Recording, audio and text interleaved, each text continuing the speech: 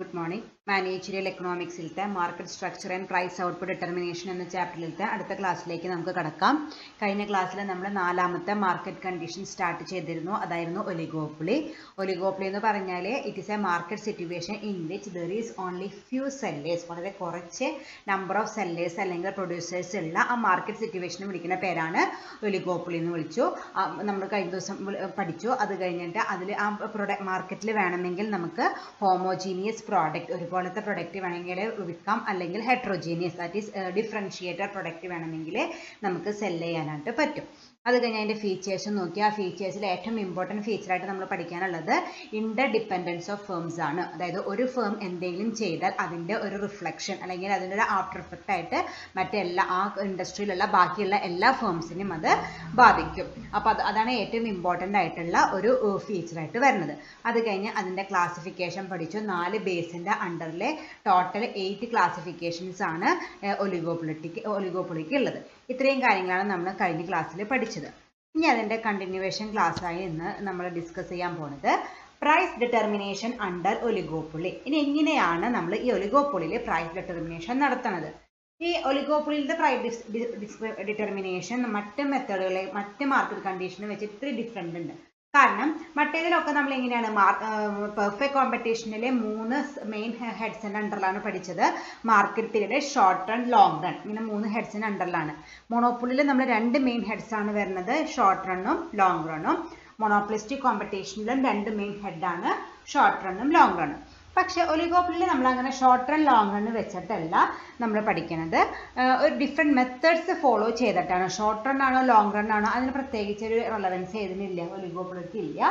അതുകൊണ്ട് തന്നെ different methods use ചെയ്തിട്ടാണ് നമ്മൾ ഈ ഒലിഗോപ്പൊളിയിലെ പ്രൈസ് ഔട്ട്പുട്ട് ഡിറ്റർമിനേഷൻ നടത്തുന്നത്. There are 3 different kinds of pricing. ഇതിൽ നമുക്ക് ഒലിഗോപ്പൊളിയിൽ നമുക്ക് 3 മെത്തേഡ് ഫോളോ ചെയ്യാം. 3 മെത്തേഡും ഫോളോ ചെയ്യേണ്ട. ഇതിൽ ഏത് മെത്തേഡാണോ നമുക്ക് ഏറ്റവും ആപ്റ്റ് ആയിട്ട് തോന്നുന്നത് അല്ലെങ്കിൽ നമുക്ക് സ്യൂട്ടബിൾ ആയിട്ട് തോന്നുന്നത് ഏത് മെത്തേഡാണോ നമ്മുടെ ഫേമിന് അത് നമുക്ക് ഫോളോ ചെയ്യാം. There are 3 different kinds of pricing under oligopoly. They are independent pricing, pricing under price leadership, pricing under കൊളൂഷൻ. ഇങ്ങനെ 3 മെത്തേഡ്സ് ആണുള്ളത്. അതിൽ ഓരോന്നായിട്ട് നമുക്ക് ഡീറ്റെയിൽ ആയിട്ട് പഠിക്കാനുണ്ട്. അപ്പോൾ നമുക്ക് ആദ്യത്തെ മെത്തേഡാണ് ഇന്ന് നമ്മൾ ഡിസ്കസ് ചെയ്യാനായിട്ട് പോണത്. That is independent pricing. First method is independent pricing.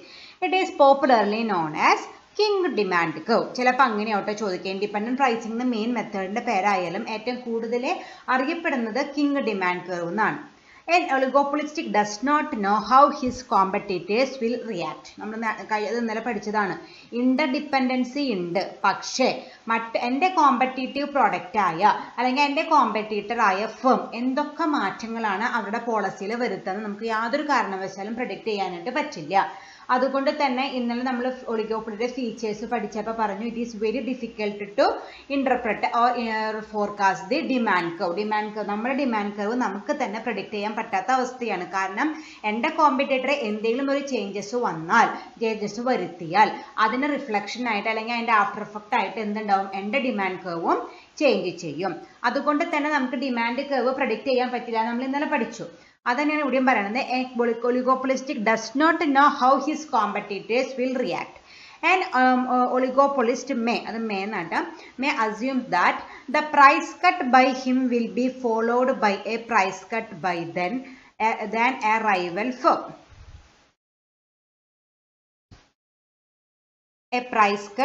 An oligopolist may assume that the price cut by him will be followed by a price cut by then a rival firm.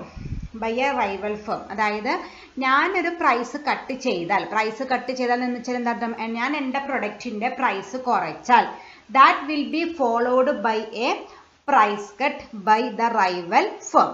എൻ്റെ rival firm എന്തും ചെയ്യും, അവരുടെ പ്രൈസും cut ചെയ്യും.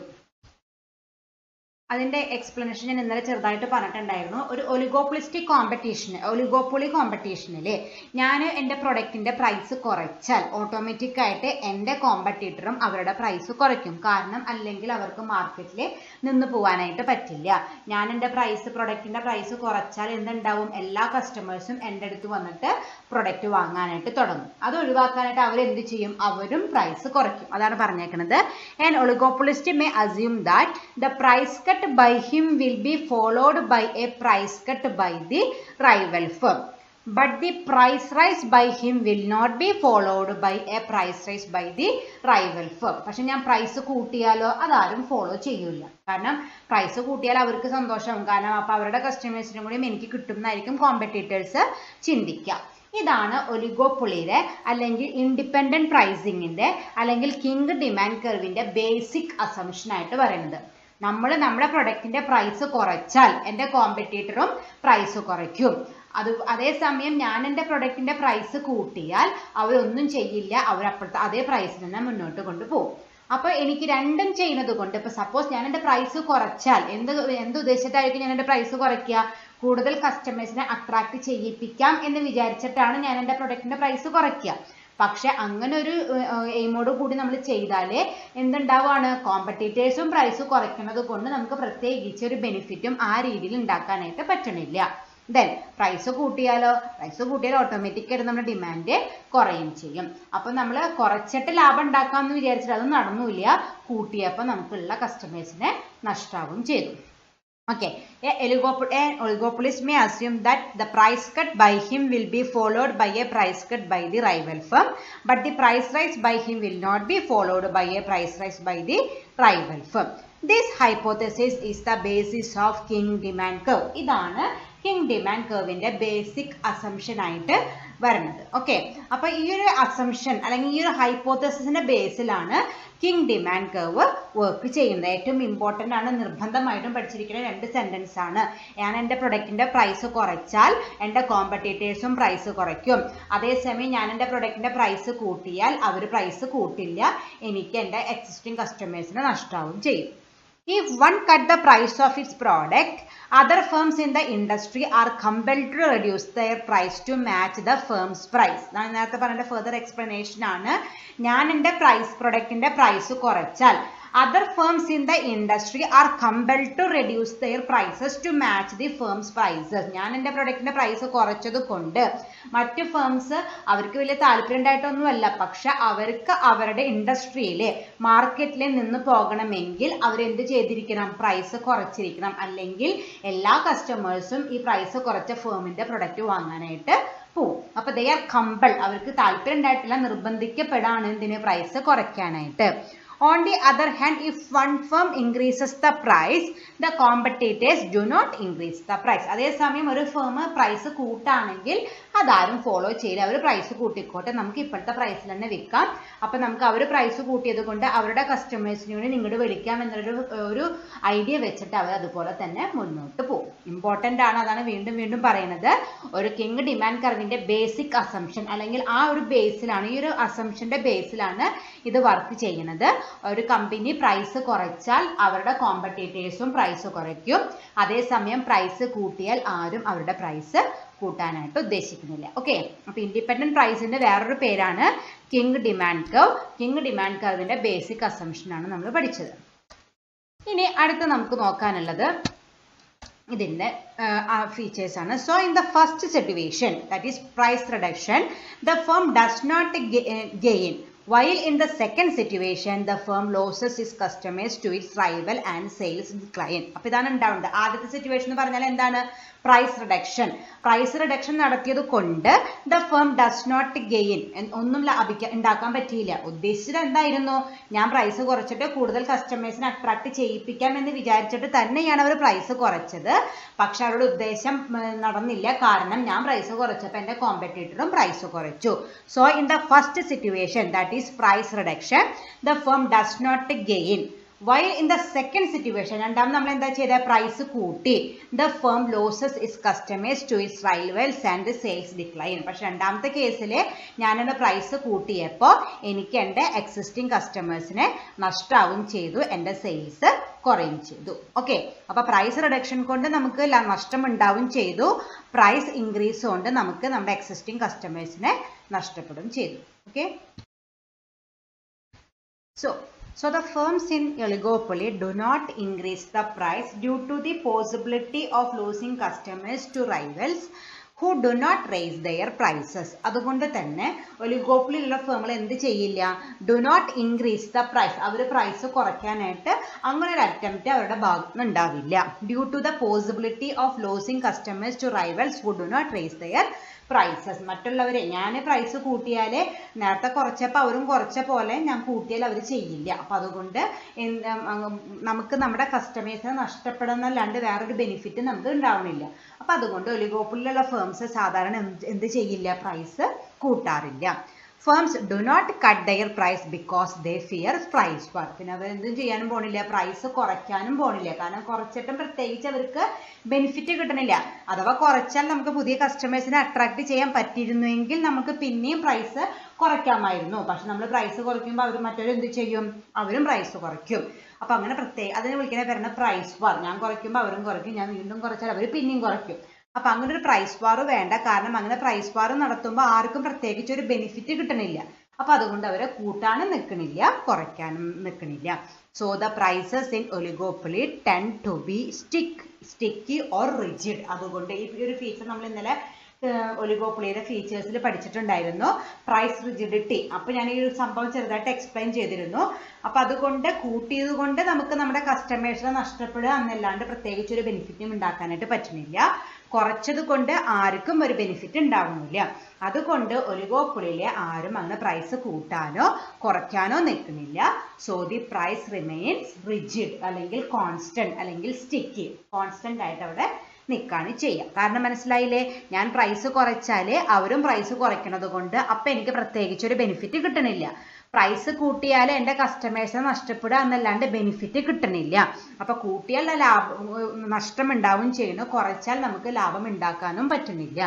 അതുകൊണ്ട് ഒലിഗോപ്പൊളിയുള്ള ഫേമുകൾ എന്ത് ചെയ്യില്ല, പ്രൈസ് കൂട്ടാനോ കുറയ്ക്കാനോ നിൽക്കണില്ല. അതുകൊണ്ട് തന്നെ അവിടുത്തെ പ്രൈസ് കോൺസ്റ്റന്റ് ആയിട്ട് നിൽക്കുകയാണ് ചെയ്യുക. ഓക്കെ, അപ്പം ഇത്രയൊക്കെയാണ് നമ്മുടെ ഈ ഒലിഗോപ്പൊളിയുടെ ബേസിക് അല്ലെങ്കിൽ ഇൻഡിപെൻഡന്റ് പ്രൈസിങ്ങിന്റെ ബേസിക് തിയറി ആയിട്ട് പറയേണ്ടത്.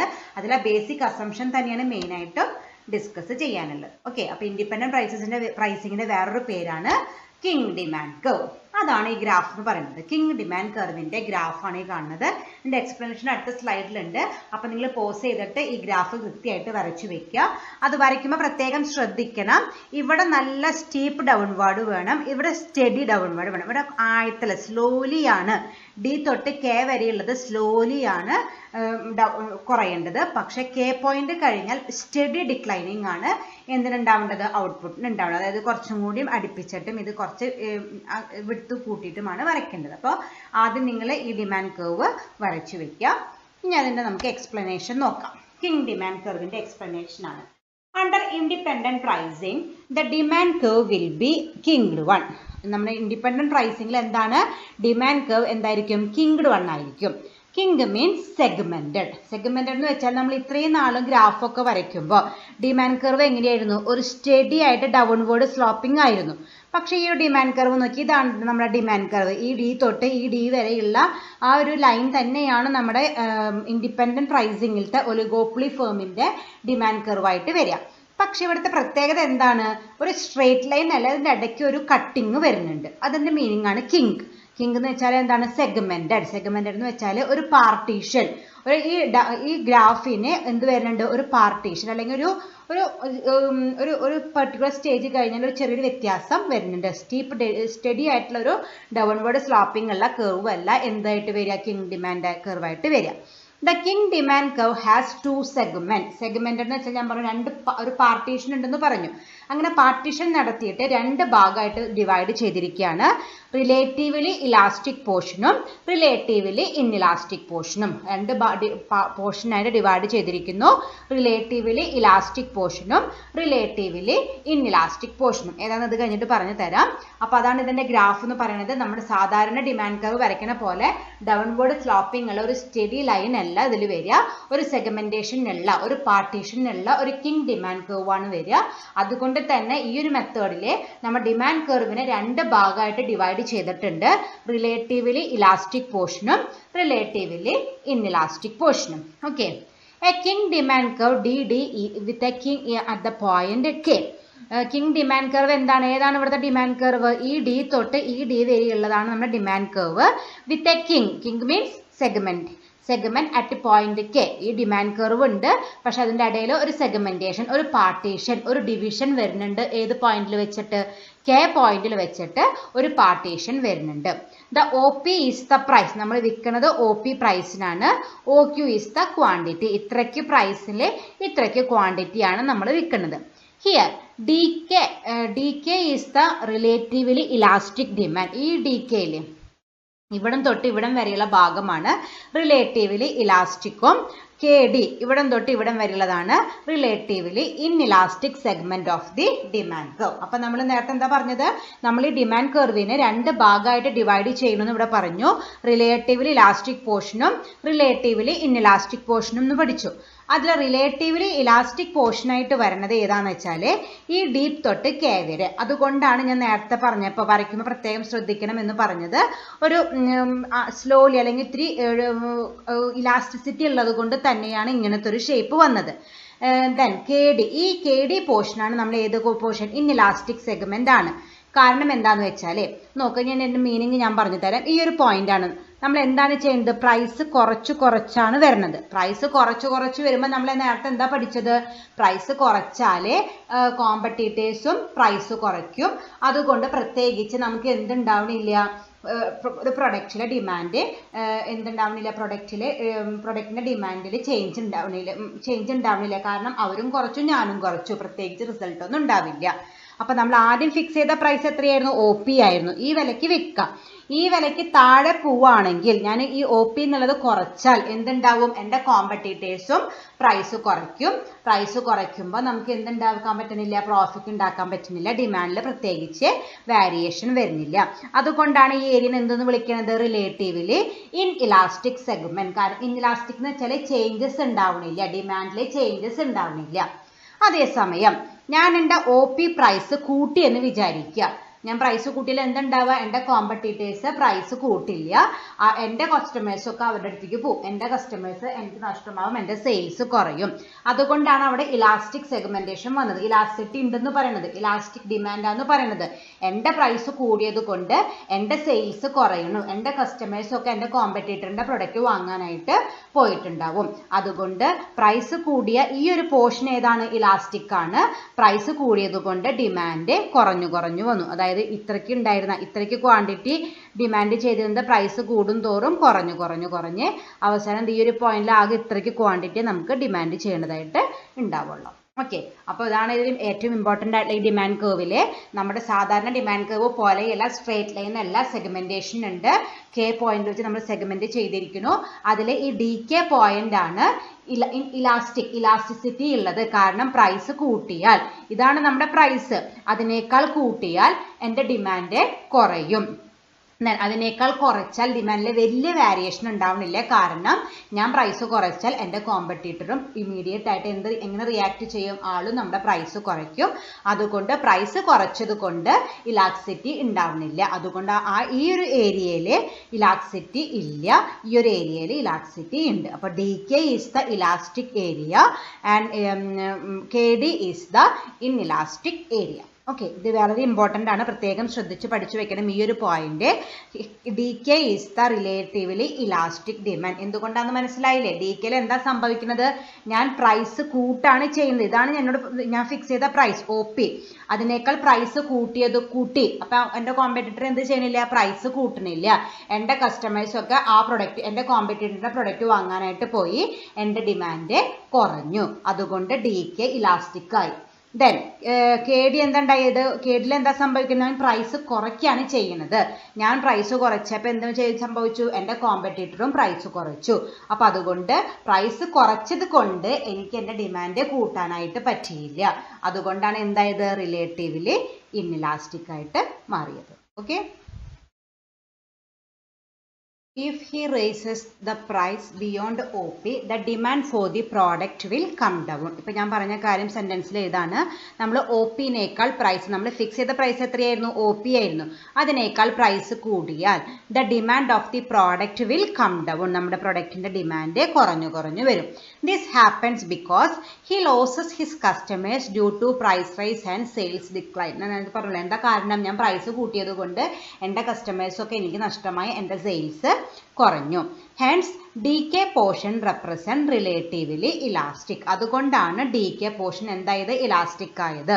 ഞാൻ OP പ്രൈസിനേക്കാൾ പ്രൈസ് കൂട്ടി, അപ്പോൾ എൻ്റെ കസ്റ്റമേഴ്സ് പോയി, അതുകൊണ്ട് അവിടെ സെയിൽസ് കുറഞ്ഞു, ഡിമാൻഡ് ഇലാസ്റ്റിക് ആയിട്ട് മാറി.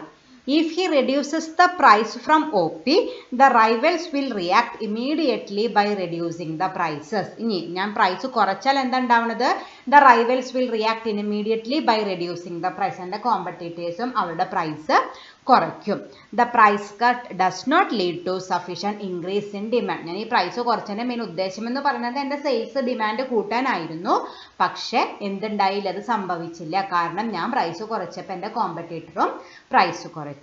Therefore, KD portion is relatively inelastic. അപ്പോൾ ഞാൻ നേരത്തെ പറഞ്ഞ കാര്യങ്ങൾ സെൻറ്റൻസിൽ എഴുതിയെന്നുള്ളൂ. ഞാൻ ഒന്നും കൂടിയും പറഞ്ഞു തരാം. എന്നോട് ഞാൻ ഫിക്സ് ചെയ്തിരുന്ന പ്രൈസ് OP ആയിരുന്നു. ഞാൻ OP-നേക്കാൾ കൂട്ടിയാൽ, ഞാൻ കൂട്ടി എന്ന് വിചാരിച്ച് എൻ്റെ കോമ്പറ്റീറ്റേഴ്സ് കൂട്ടില്ല, അവർ പണ്ടത്തെ പ്രൈസിൽ തന്നെ വിൽക്കും. അപ്പോൾ എൻ്റെ പ്രൈസ് കൂടിയത് കൊണ്ട് എൻ്റെ കസ്റ്റമേഴ്സൊക്കെ അവരുടെ പ്രൊഡക്റ്റ് വാങ്ങാനായിട്ട് പോവും. As A result the sales declines, എൻ്റെ സെയിൽസ് കുറയും. അതുകൊണ്ട് ക്വാണ്ടിറ്റി ഡിമാൻഡും കുറയും. DK പോർഷൻ എന്തായിട്ട് മാറി, ഇലാസ്റ്റിക് ആയിട്ട് മാറി. ഞാൻ എൻ്റെ OP പ്രൈസിനേക്കാൾ വില കുറച്ചാൽ എന്തുണ്ടാവും, എൻ്റെ കോമ്പറ്റീറ്റേഴ്സും പ്രൈസ് കുറയ്ക്കും. അതാണ് നമ്മുടെ ബേസിക് അസംഷൻ. ഞാൻ പ്രൈസ് കുറച്ചാൽ അവർ കുറയ്ക്കും, പ്രൈസ് കൂട്ടിയാൽ അവർ മിണ്ടാണ്ടിരിക്കും. അപ്പം ഞാനിവിടെ പ്രൈസ് കുറച്ചത് കൊണ്ട് അവരും പ്രൈസ് കുറച്ചു. അപ്പോൾ അതുകൊണ്ട് നമുക്ക് പ്രത്യേകിച്ച് ഒരു ബെനിഫിറ്റ് ഉണ്ടാക്കാനായിട്ട് പറ്റിയില്ല. അതുകൊണ്ട് KD പോർഷൻ എന്തായിട്ട് മാറി, റിലേറ്റീവ്ലി ഇൻഇലാസ്റ്റിക് ആയിട്ട് മാറി. അപ്പോൾ ഇതാണ് ഈ ഗ്രാഫിനെ കുറിച്ച് മെയിനായിട്ടും പഠിക്കേണ്ടത്. ആദ്യം ഈ ഗ്രാഫ് വരച്ചു വെക്കുക. അത് കഴിഞ്ഞ് ആദ്യം പറഞ്ഞ ഇങ്ങനൊരു സെഗ്മെൻറ്റേഷൻ ഉണ്ട്, K പോയിന്റിൽ വെച്ച് സെഗ്മെൻറ്റേഷൻ നടത്തുന്നു. അത് രണ്ട് ഭാഗമായിട്ട് ഡിവൈഡ് ചെയ്യണം, റിലേറ്റീവ്ലി ഇലാസ്റ്റിക്കും റിലേറ്റീവ്ലി ഇൻഇലാസ്റ്റിക്കും. DK ആണ് റിലേറ്റീവ്ലി ഇലാസ്റ്റിക്, കാരണം ഞാൻ എൻ്റെ പ്രൈസ് കൂട്ടിയാൽ എൻ്റെ ഡിമാൻഡ് കുറയും. KD റിലേറ്റീവ്ലി ഇൻഇലാസ്റ്റിക് ആണ്, കാരണം ഞാൻ എൻ്റെ പ്രൈസ് കുറച്ചാൽ കോമ്പറ്റീറ്റേഴ്സ് പ്രൈസ് കുറയ്ക്കാത്തത് കൊണ്ട് നമുക്ക് കോമ്പറ്റീറ്റേഴ്സ് പ്രൈസ് കുറയ്ക്കും. അതുകൊണ്ട് നമുക്ക് ഡിമാൻഡിൽ പ്രത്യേകിച്ച് ഒരു ചേഞ്ച് വരാനായിട്ട് പറ്റണില്ല. അതുകൊണ്ട് അത് റിലേറ്റീവ്ലി ഇൻഇലാസ്റ്റിക് ആയിട്ട് മാറും. ഓക്കെ. ഇനി റീസൺസ് ഫോർ പ്രൈസ് റിജിഡിറ്റി, എന്തുകൊണ്ടാണ് ഇങ്ങനെ സംഭവിക്കുന്നത്. അതായത് ഇപ്പോൾ നമ്മൾ നേരത്തെ പറഞ്ഞു കോൺസ്റ്റന്റ് ആയിട്ട് നിൽക്കണമെന്ന് പറഞ്ഞു. അതിന് റീസൺസ് എന്തൊക്കെയാണെന്ന് നമുക്ക് നോക്കാം. The firms fear price war. ഞാൻ നേരത്തെ പറഞ്ഞ പ്രൈസ് വാർ എന്താണ്, എന്താ പ്രൈസ് വാർ, ഞാൻ പ്രൈസ് കുറയ്ക്കുമ്പോൾ എൻ്റെ കോമ്പറ്റീറ്ററും പ്രൈസ് കുറയ്ക്കും, ഞാൻ വീണ്ടും കുറയ്ക്കും, അപ്പോൾ അവരും കുറയ്ക്കും. ഇതിങ്ങനെ വെറുതെ അങ്ങോട്ടും ഇങ്ങോട്ടും മത്സരിച്ചിട്ട് പ്രത്യേകിച്ച് ബെനിഫിറ്റും രണ്ട് കൂട്ടർക്കും ഉണ്ടാക്കാനായിട്ട് പറ്റുന്നില്ല. അപ്പോൾ അവരെന്ത് തീരുമാനത്തിലെടുക്കും, നമുക്കങ്ങനെ പ്രൈസ് കൂട്ടും വേണ്ട, കൂട്ടിയാൽ പ്രത്യേകിച്ച് ലാഭം ഉണ്ടാക്കാൻ പറ്റില്ല, നഷ്ടമാണ്. കുറച്ചാൽ ഇങ്ങനെ അങ്ങോട്ടും ഇങ്ങോട്ടും കോമ്പീറ്റ് ചെയ്യൽ മാത്രം നടക്കുന്നുള്ള പ്രത്യേകിച്ച് ഒരു ബെനിഫിറ്റും ആർക്കും കിട്ടണില്ല. അപ്പോൾ അവരെന്ത് ചെയ്യും, നമുക്ക് ഇങ്ങനെ ഒരു പ്രൈസ് വാർ വേണ്ടെന്ന് അവരെന്നെ തീരുമാനിച്ചിട്ട് ആ ഒരു പ്രൈസ് റിജിഡായിട്ട് മെയിൻറ്റെയിൻ ചെയ്യണം. അതാണ് ഒന്നാമത്തെ. റിജിഡിറ്റി മീൻസ് കോൺസ്റ്റന്റ് ആയിട്ട് നിൽക്കാനുള്ള കാരണങ്ങളാണ്. They fear price war. Frequent changes in prices may irritate the consumers. അതുപോലെ നമ്മൾ ഇടയ്ക്കിടയ്ക്ക് ഒരു പ്രൊഡക്റ്റിന്റെ പ്രൈസ് കുറച്ചാൽ അത് കൺസ്യൂമേഴ്സിന് വലിയ താല്പര്യമൊന്നും ഉണ്ടാവില്ല. അതായത് ഇപ്പോൾ നമ്മളിപ്പോൾ ഒരു പ്രൊഡക്റ്റ് വാങ്ങി, ഇപ്പോൾ കഴിഞ്ഞ മന്തില്, ഇപ്പോൾ കഴിഞ്ഞ ഫെബ്രുവരി മാസത്തിൽ ഞാനൊരു പ്രൊഡക്റ്റ് വാങ്ങി.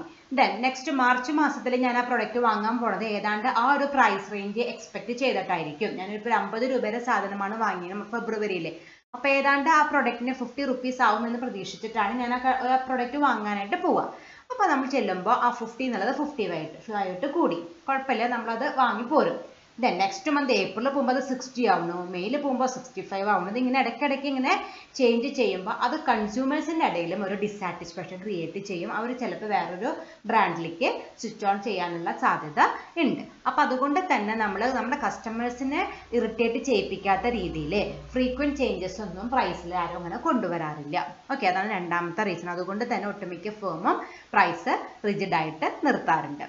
The firm may satisfied with the present level of price output and profit. അത് ഇപ്പോഴത്തെ കണ്ടീഷനിൽ പോവുകയാണെങ്കിൽ ഒരു റീസണബിൾ പ്രോഫിറ്റ് നമുക്ക് ഏൺ ചെയ്യാൻ പറ്റുന്നുണ്ടെങ്കിൽ പിന്നെ വെറുതെ പ്രൈസ് കൂട്ടാൻ നിൽക്കണ്ട. നമുക്കറിയാം പ്രൈസ് കൂട്ടിയാൽ ഓട്ടോമാറ്റിക് ആയിട്ട് എന്തുണ്ടാവും, കൺസ്യൂമേഴ്സിന് ഡിമാൻഡ് കുറയും. അപ്പോൾ ഇപ്പോൾ കിട്ടുന്ന പ്രൈസ് റേഞ്ചിൽ വിൽക്കുകയാണെങ്കിൽ നമുക്ക് reasonable amount of profit earn ചെയ്യാൻ പറ്റുന്നുണ്ടെങ്കിൽ പിന്നെ നമ്മൾ പ്രൈസ് കൂട്ടേണ്ട ആവശ്യം അല്ലെങ്കിൽ പ്രൈസ് ചേഞ്ച് ചെയ്യേണ്ട ആവശ്യമില്ല. The present price may be established after a prolonged period of price war. ഇപ്പോഴത്തെ ഈ പ്രൈസ് നമ്മൾ നേരത്തെ പറഞ്ഞ OP പ്രൈസ് തന്നെ ഫിക്സ് ചെയ്തത് നമ്മൾ കുറേ പ്രൈസ് വാർ ചെയ്തിട്ടാണ്, വളരെയധികം മത്സരിച്ചിട്ടാണ്, കോമ്പീറ്റ് ചെയ്തിട്ടാണ് ഇപ്പോഴത്തെ ഒരു പ്രൈസ് ഫിക്സ് ചെയ്തേക്കുന്നത്. പിന്നെ അത് വീണ്ടും ചേഞ്ച് ചെയ്യാനായിട്ട് അവർ താല്പര്യപ്പെടുന്നുണ്ടാവില്ല. Instead of cutting prices, firms will falling demand may intensify the sales promotion activities to increase sale. നമ്മൾ നോൺ പ്രൈസ് കോമ്പറ്റീഷൻ പഠിച്ചു ഏതിലെ, മോണോപ്പൊളിസ്റ്റിക് കോമ്പറ്റീഷനിൽ. അതുപോലെ തന്നെയാണ് ഇവിടെയും പറയുന്നത്. അവർ കോമ്പീറ്റ് ചെയ്യാനുള്ളൊരു വെപ്പണായിട്ട് എന്ത് ഉപയോഗിക്കാറില്ല, പ്രൈസ് ഉപയോഗിക്കാറില്ല.